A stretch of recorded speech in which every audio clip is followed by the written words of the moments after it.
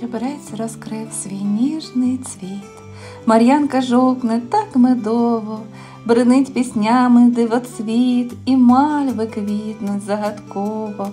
Гуляю полем квітковим, збираю мрії ароматні, чарую з квітом луговим, пірнаючи в роздоли м'ятні. Палають ліхтарі квітки, на схилах гір зелено-сніжних, яскраві сяйва пелюстки дарують горам свою ніжність. П'янить метеликів нектар, ромашки мліють з весельками, а маків полум'яний жар вальсує стрімко між квітками. І я назустріч їм лечу в обійми сонячного літа, лиш з ним віночок я сплету із мрій, що дивно так розквітли.